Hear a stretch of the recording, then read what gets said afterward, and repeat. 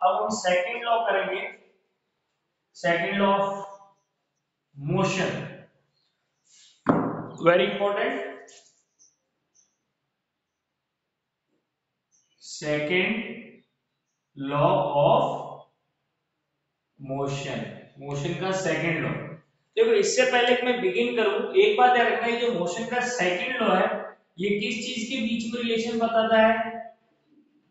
Momentum and force, कि कैसे force जो है वो मोमेंटम को इफेक्ट करता है, और अगर मोमेंटम है तो 200% क्या लगा होगा? फोर्स। एक मैं सिंपल सा एग्जांपल दे देता हूं। ये मान लो मेरी कोई भी बॉडी है जिसका वजन है 100 kg और अभी ये रेस्ट पर है, इसकी वेलोसिटी कितनी है? Zero, its velocity is zero, ठीक है। अब मैंने इसको पुश किया किसी फोर्स से, मान लो कि मैंने इसके ऊपर 100 न्यूटन का फोर्स लगाया, जिस वजह से चीज मूव करने लगी और इसकी स्पीड अब हो गई है 10 मीटर पर सेकेंड। तो मेरे को एक बात बताओ, देखो सेकंड लॉ यहीं पर है, ये इनिशियली किस चीज पर थी और अब कहां पर है? मेरे को ये बताओ, इस केस में इसका मोमेंटम क्या है? Momentum equals to mass into velocity. यहां पर इसका मोमेंटम क्या होगा? कौन बताएगा? जल्दी बताओ, इसका मोमेंटम क्या होगा? मास 100 kg है इनटू वेलोसिटी जीरो, तो यहां पे इसका मोमेंटम कितना है? जीरो। समझ में आ रहा है कि नहीं? यस और नो? इस केस में देखो, यहां पे इस केस के अंदर इसका मोमेंटम क्या है? Mass into velocity. तो मास क्या है? 100, वेलोसिटी क्या है? 10, so it is 1000 kg metre per second इसका मोमेंटम है। तो एक बात याद दो, यहां पे मोमेंटम कितना है? जीरो, और यहां पे मोमेंटम कितना है? 1000। ये मोमेंटम में चेंज आया, यस और नो? मोमेंटम में चेंज आया, क्यों आया? फोर्स की वजह से। समझ में आ रहा है? यस और नो? तो ये जो सेकंड लॉ है ना, हमको मोमेंटम और फोर्स के बीच का रिलेशन बताता है कि अगर मोमेंटम चेंज हो रहा है तो कोई फोर्स लग रहा है, और अब मोमेंटम कितना चेंज हो रहा है ये डिपेंड कर रहा है कि कितना ज्यादा फोर्स लग रहा है। मेरे को एक बात बताओ, अभी मैंने यहाँ पर 100 न्यूटन का लगाया था, मान लो कि अब मैंने अगर यहाँ पे 1000 न्यूटन का लगाया होता, 1000 न्यूटन का फोर्स लगाया होता, तो इसकी यहाँ पे स्पीड ज्यादा होती कि कम होती? यहाँ पे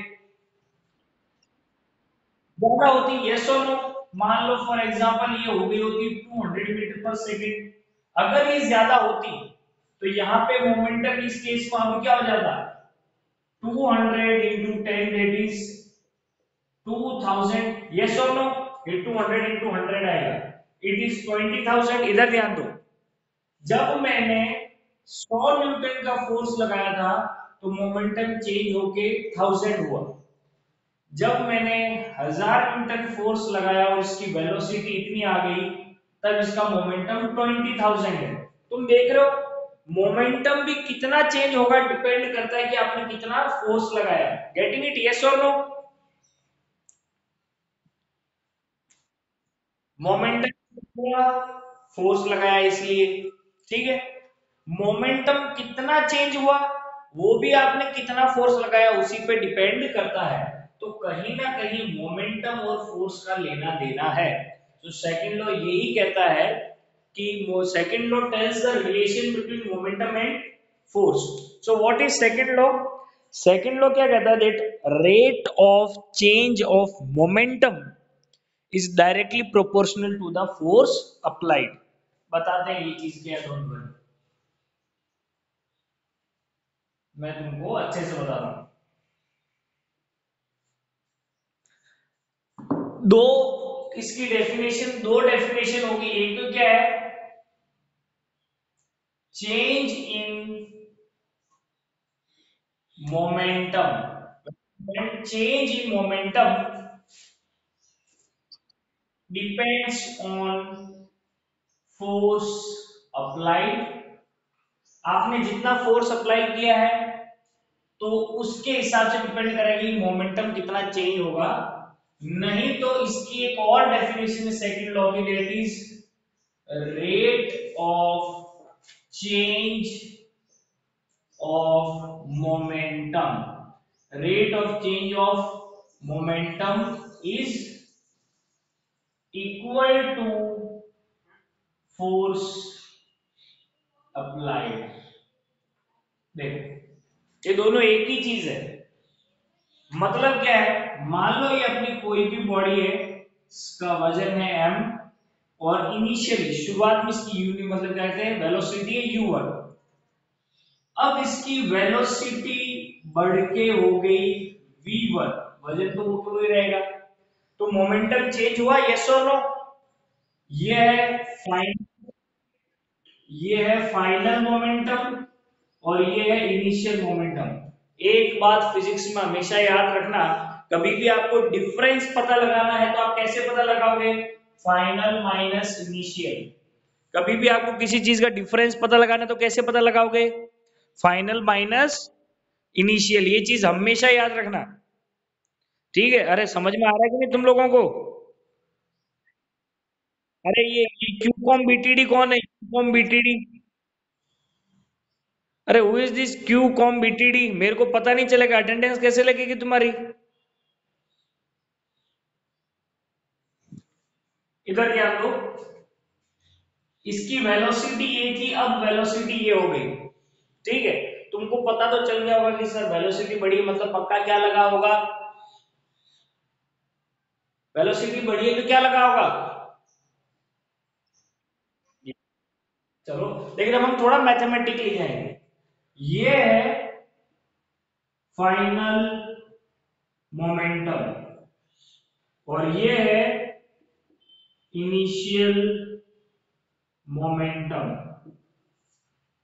देखो change in momentum depends on force applied, तो चेंज इन मोमेंटम कितना होगा, फाइनल माइनस इनिशियल, यस और no? This final minus this initial will give the change in momentum. मान लो कि लॉकडाउन से पहले मेरा वजन 80 था, अब मेरा वजन 60 है, तो डिफरेंस कितना है, 80 माइनस 60, 20 केजी का, यस और no? So what is the difference? कभी भी डिफरेंस या फिर चेंज कैसे पता लगाते हैं, final minus initial, got it, yes और नो? तो final minus initial, so what is the final momentum? Final momentum is m into v1, mass into velocity, minus m into u1। this is getting it, you are getting it, yes or no?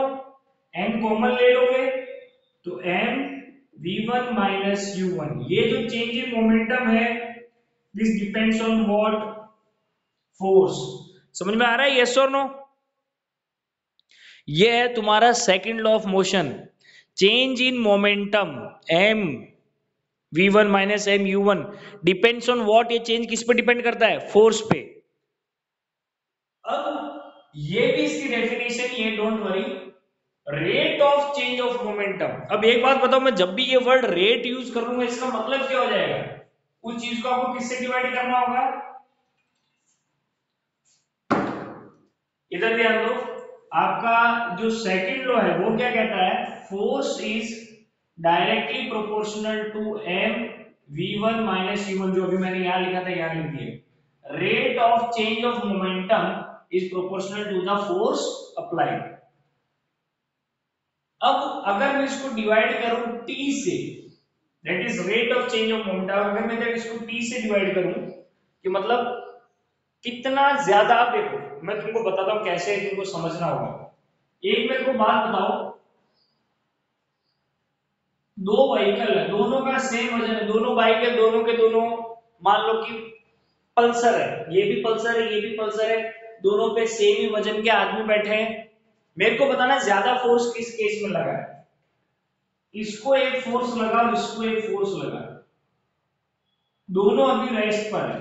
10 second बाद इसकी speed हो गई 50 metre per second और 10 second बाद इसकी speed हो गई 100 metre per second. ज्यादा फोर्स किस पर लगाओ,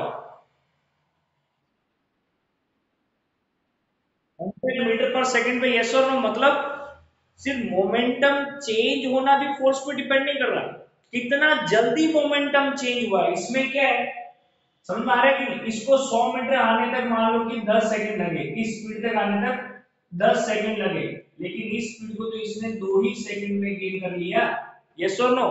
इसका मतलब इसके पास ज्यादा फोर्स है, तो आपका मोमेंटम चेंज हो रहा है, प्लस कितनी देर में चेंज हो रहा है इस पे भी हमें फोर्स की इंफॉर्मेशन मिलेगी। गॉट इट, यस और नो।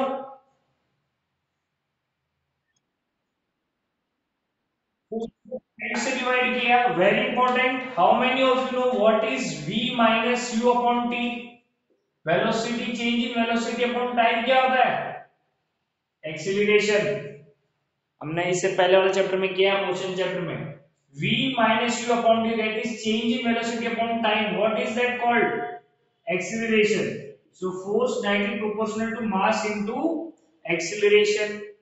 अब एक बात याद रखना, फिजिक्स में जब भी एक कांस्टेंट को हटा के इक्वल्स टू का साइन लगाते हैं तो एक वैल्यू हमें पुट करनी पड़ती है, ये प्रोपोर्शनलिटी का सिंबल है, इसको हटा के मैं इक्वल्स टू लगाऊंगा तो कांस्टेंट की वैल्यू पुट करनी पड़ेगी, and this constant k equals to 1, that is force equals to mass into acceleration। रट लो इस फॉर्मूले को रट लो, that is force equals to mass into acceleration।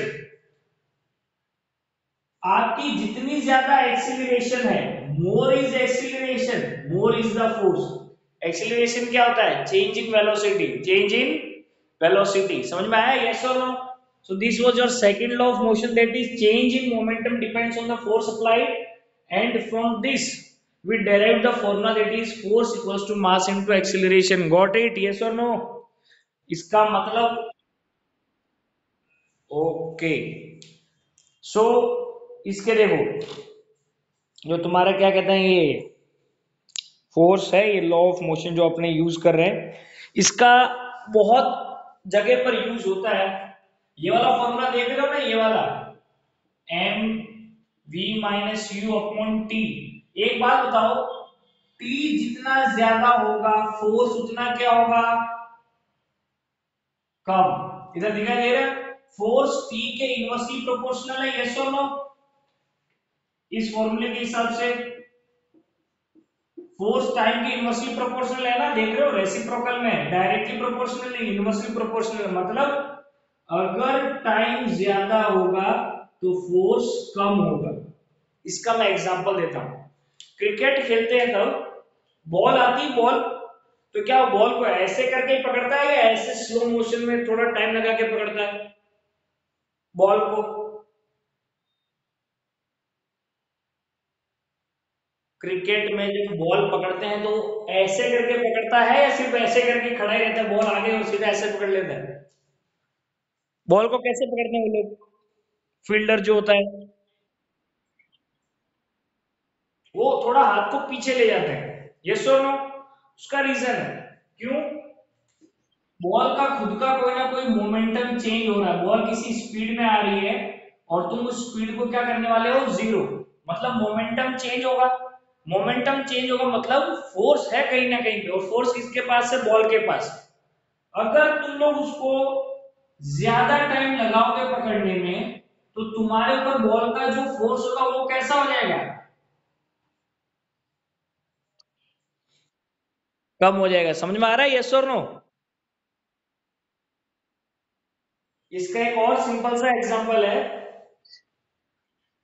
कोई मेरे को एक बात बताओ, तुम लोगों को मैं जंप करवा रहा हूँ कि चलो भाई जंप करना है तुमको छत से, कहां से, छत की बिल्डिंग से। चलो एक सिंपल सा एग्जांपल है, अभी संक्रांति चल रही है, मकर संक्रांति, एक बच्चा पतंग को पकड़ते पकड़ते छत से नीचे गिर गया और नीचे रोड थी, और एक बच्चा पतंग को छत से पकड़ते पकड़ते नीचे गिरा, लेकिन नीचे रोड नहीं थी, नीचे क्या था, मान लो ट्रक था जिसके अंदर रुई भरी पड़ी थी। बच्चा कौन से केस में बच जाएगा और कौन से केस में मर जाएगा, बताइए। तो सेकंड वाले में मर जाएगा बच जाएगा, वेरी गुड। इसका एक देखो रीजन है, ये बच्चा यहां से गिर रहा है तो यहां इसकी कोई, जब ये आएगा स्पीड में और यहां पे टकराएगा तो इसकी वेलोसिटी में चेंज होगा, वेलोसिटी में चेंज होगा तो मोमेंटम चेंज होगा, मोमेंटम चेंज होगा मतलब कहीं ना कहीं फोर्स है, किसके पास, बच्चे की बॉडी के पास एक फोर्स है। तो अगर वो तुरंत ही टकरा के इसकी स्पीड जीरो हो जाएगी तो ये टाइम देखो, एक बात बताओ, जैसे ही तुम लोग जमीन के टकराओगे और अंदर तो जाने वाले हो नहीं, तो तुम्हारा मोमेंटम तुरंत ही चेंज हो जाएगा। ये टाइम क्या हो जाएगा, very less, time very less, तो फोर्स कैसा हो जाएगा, वेरी लार्ज। समझ में आ रहा है, यस और नो? तुमको चोट लगेगी और यहाँ पे गिरोगे तो यहाँ पे जैसे ही इस पे गिरोगे तुम स्लोली स्लोली स्लोली स्लोली नीचे आओगे, तो यहाँ तुम्हारा मोमेंटम तो चेंज हुआ लेकिन मोमेंटम चेंज होने में टाइम लगेगा। टी मोर फोर्स लेस, कम फोर्स और तुम लोग बच जाओगे। समझ में आया, यस और नो?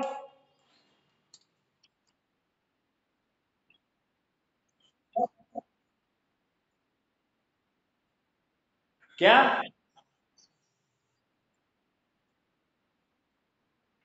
हाँ देख, सुन, ये जो फॉर्मूला है force equals to mass into acceleration, ठीक है, मास ज्यादा होगा तो फोर्स कम हो जाएगा। नहीं तो अगर मैं सिंपल सी बात कहूं कि फोर्स डिपेंड करता है मास और एक्सीलरेशन दोनों पे। मान ले कि मैं धक्का दे रहा हूं किसी ट्रक को और धक्का दे रहा हूं किसी साइकिल को, फोर्स तो सेम ही है लेकिन साइकिल का वजन बहुत कम है, इस वजह से एक्सीलरेशन बहुत ज्यादा हो जाएगा और साइकिल आगे चली जाएगी। लेकिन अगर मैं ट्रक को धक्का देता हूं उसका वजन बहुत ज्यादा है लेकिन इस वजह से उसकी एक्सीलरेशन बहुत ही कम हो जाएगी और ट्रक मूव करेगा नहीं। अरे डोंट वरी, तेरे को हर एक चीज समझा देंगे, वन बाय वन समझना पड़ेगा। पहले ये बताओ सेकंड लॉ समझ में आया कि नहीं? Now will do third law of motion, motion का थर्ड लॉ।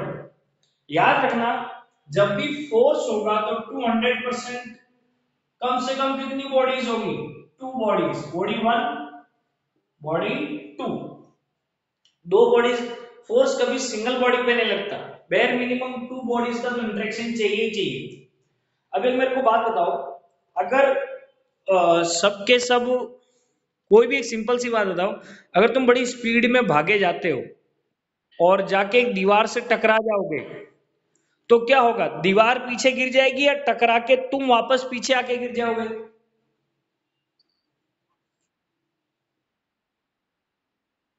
तुम अगर बड़ी स्पीड में जाते हो इधर तो तुम हो बॉडी वन और दीवार है body to.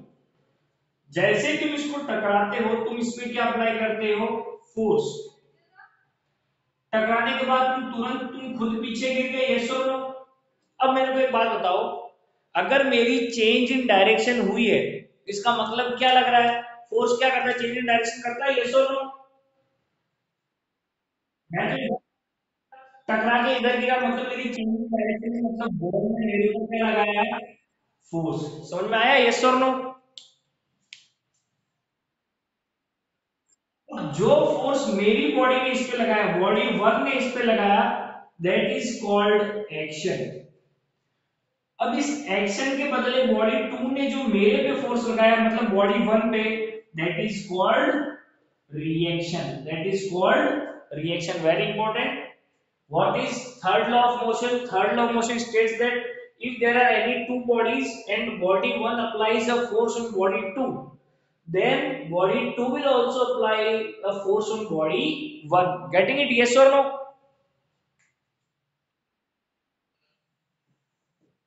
Any body applying force on another body experiences a force by another body on itself, ये खुद पे भी है फोर्स।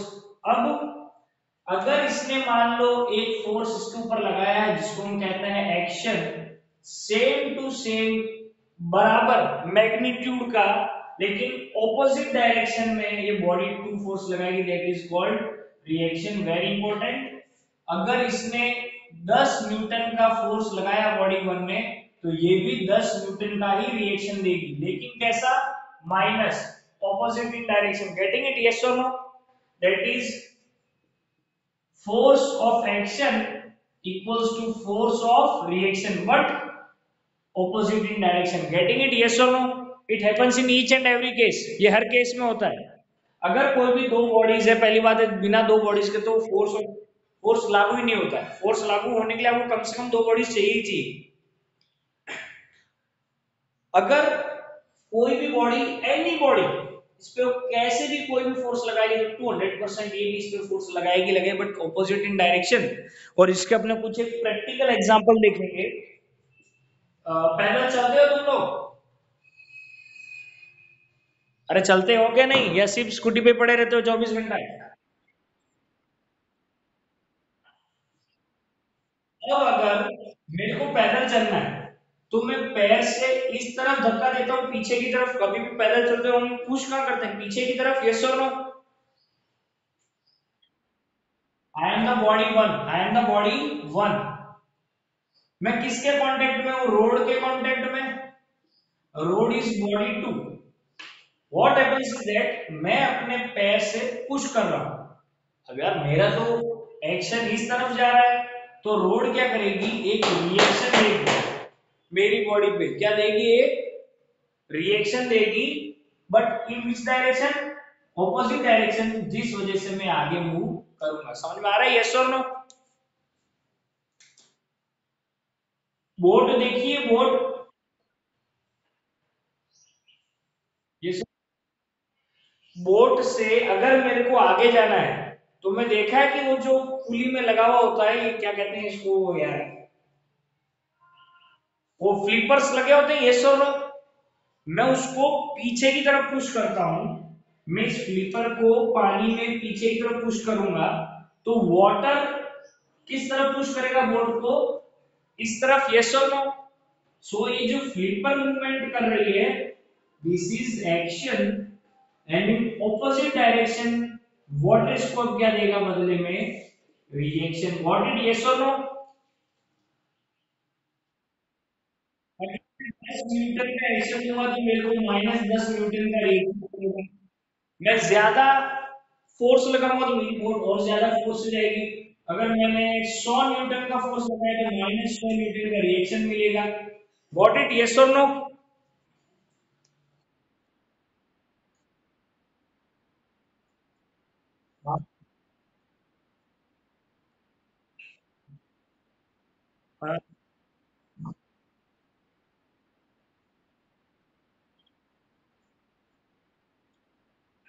रुक जा। दोनों टकराए, दोनों टकराए, इसका मतलब दोनों ने एक दूसरे पे कोई ना कोई एक्शन और रिएक्शन दिया। मान ले कि 100 न्यूटन का एक्शन और रिएक्शन है, मतलब बाइक ने अगर इस पे 100 न्यूटन लगाया तो ट्रक भी इस पे 100 ही न्यूटन लगाएगा। यस और नो? अब एक मेरे को बात बता, अगर 100 न्यूटन इस पे है ट्रक पे और 100 न्यूटन बाइक पे है, वजन कम किसका है? बाइक का। तो असर ज्यादा किसका? बाइक पे। सिंपल सी बात है, जितनी ताकत है धक्का दे लो ट्रक को हिला भी नहीं पाओगे, और जितनी भी ताकत है धक्का दे लो बाइक को तो आराम से धक्का दे दोगे। यस और नो? फोर्स सेम है लेकिन दोनों पे असर अलग अलग, क्यों? क्योंकि दोनों का वजन अलग है। Got it? यस और नो? दोनों टक्कर, दोनों में सेम एक्शन एंड रिएक्शन दिया, लेकिन इट इज वेरी हैवी तो इसमें कोई इफेक्ट दिखा नहीं। इट इज वेरी लाइट तो इसमें बहुत ज्यादा असर दिखा। Now very important, that is conservation of momentum. Conservation of momentum. Action and reaction का सबसे बढ़िया एग्जांपल यही है कि जब हम फायरिंग करते हैं तो बुलेट जो है, बुलेट वो सामने जाती है, लेकिन जब वो जाती है तो उसकी वजह से एक रिएक्शन भी क्रिएट होता है जिस वजह से जो गन है वो पीछे की तरफ झटका भी लगता है। देखा होगा। यस और no? Now we will see conservation momentum, very important. Conservation of momentum का मतलब क्या है? अगर कोई भी दो बॉडीज है, body m1 initial velocity u1, body m2 initial velocity u2। ये दोनों बॉडी है, मान लो कि एक ट्रक और एक बाइक टकराए, टकराने के बाद क्या हुआ, नहीं तो मान लो कि सिंपल सी बात है, मान लो ये बाइक जा रही, पीछे से ट्रक आया टकराया, तो बाइक की स्पीड बढ़ जाएगी, यस और नो? क्यों बढ़ती है वो भी हम देखते हैं। मान लो ये दो बॉडीज है m1 m2 और u1 u2, इनकी इनिशियल वेलोसिटी है, इन दोनों के बीच में कॉलिजन हुआ, ये टकराई, आपस में क्या हो गई, टकराई। टकराने के बाद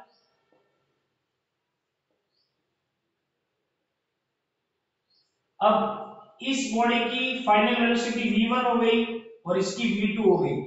अभी हम पढ़ेंगे कंजर्वेशन ऑफ मोमेंटम, मतलब मोमेंटम घुमा फिरा के बराबर ही रहता है, that is momentum can neither be created nor be destroyed।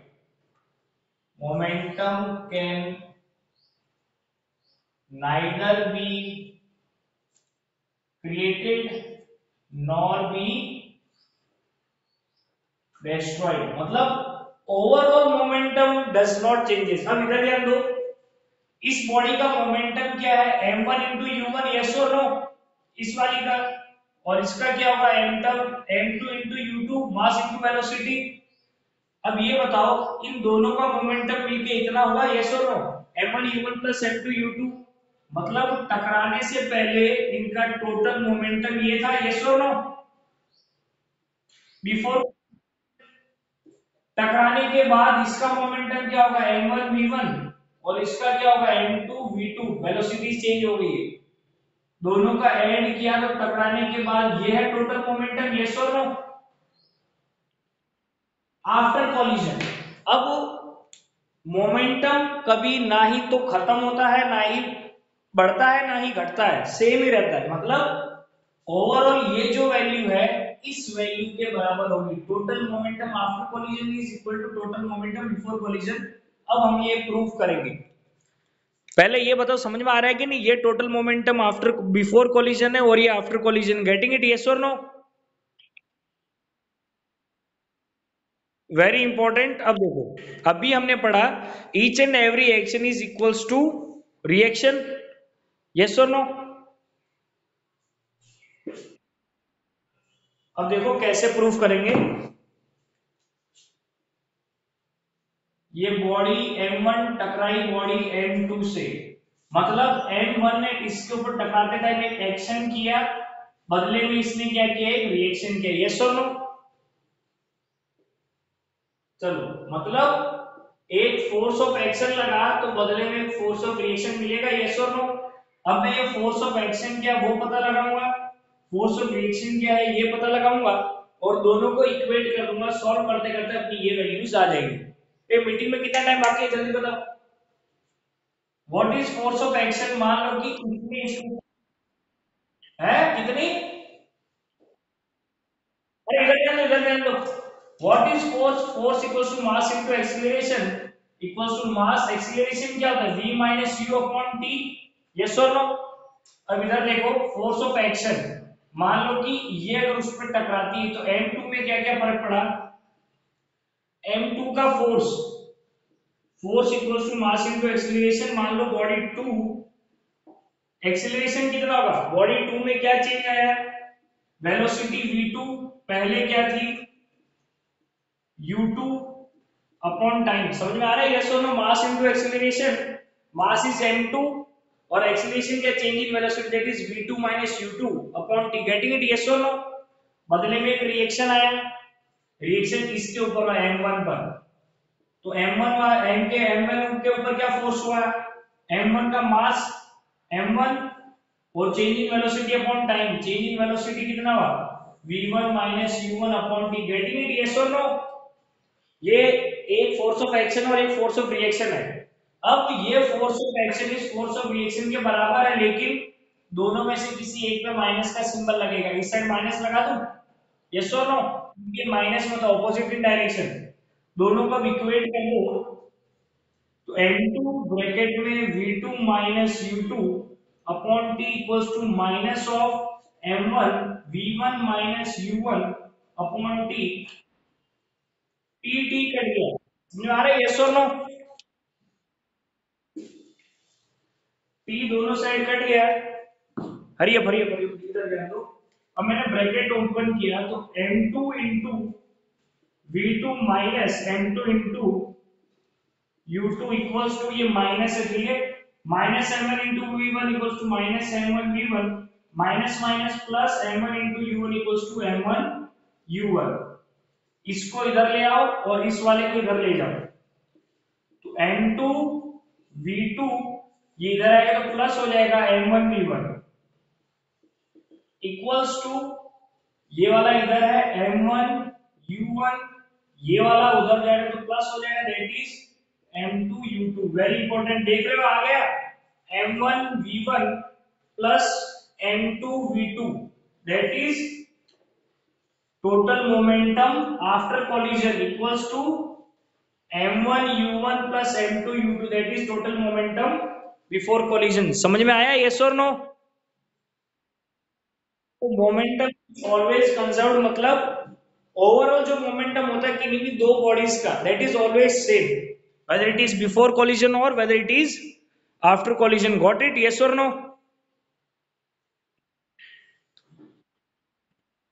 So our chapter is over है। सबके सब एक बार अपना फ्रंट कैमरा चालू कर दो, हरियप।